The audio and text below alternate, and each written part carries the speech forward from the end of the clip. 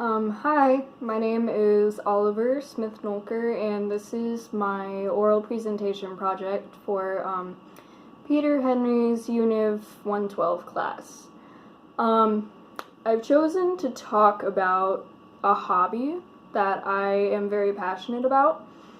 And a lot of people would say that this hobby that I enjoy is morbid or sad or just outright disgusting, and I respect that, but to me, I don't see it as any of those things. So I collect the remains of dead animals, mostly bones, but also preserved specimens. I think that my fascination with this kind of stuff began when I was about 10 years old. I found a rabbit skull in the woods, and I just, rather than being sad about it, I took it home and cleaned it, and it was like my prized possession.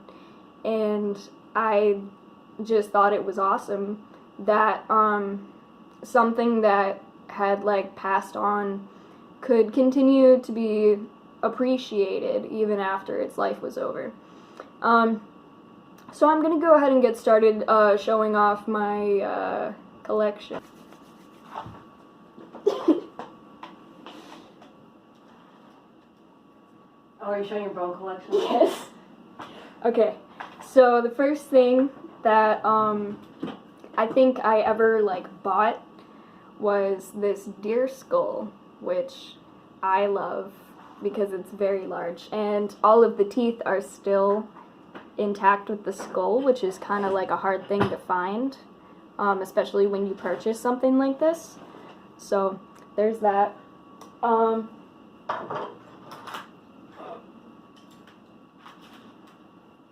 have a lot of smaller bones, like this one and these, and also 4 rib bones. I would assume they'd come from maybe a rabbit or a fox, a really tiny fox or a squirrel or something. There's really no way of knowing what animal a specific bone or tooth comes from unless you're really advanced. You're scientifically educated about, animal anatomy or whatever, which I'm not, but I'm hoping to be someday. I also have this little vertebrae that I believe came from a deer. I could be wrong. I think it's pretty. And I have several vials full of teeth.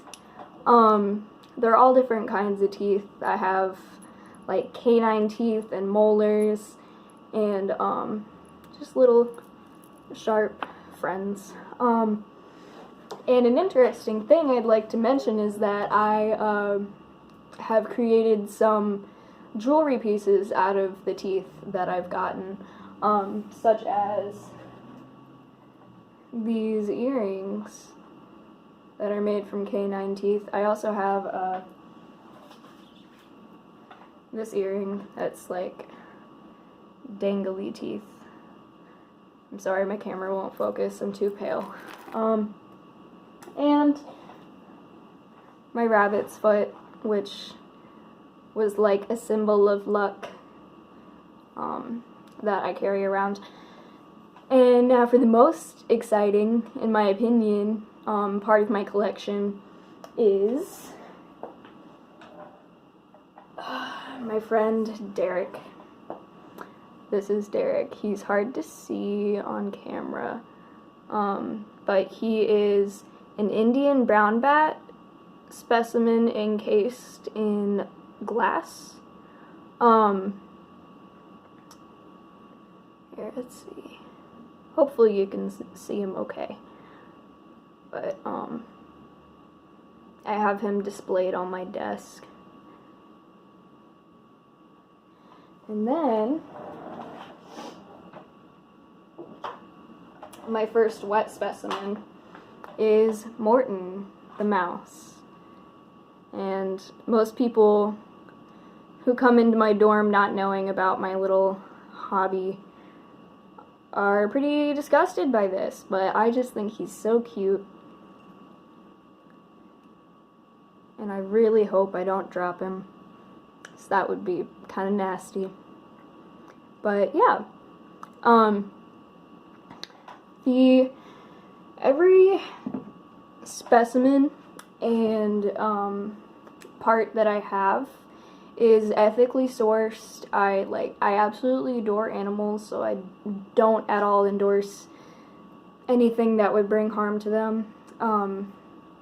Many of them are scientific specimens or were, just found. Most of the things that I own were either found by me or purchased from Rest in Pieces, which is a shop that you may have heard of. It's right down the road from here. Yeah, and that concludes my presentation about dead animals, and I hope you enjoyed it. It's so long.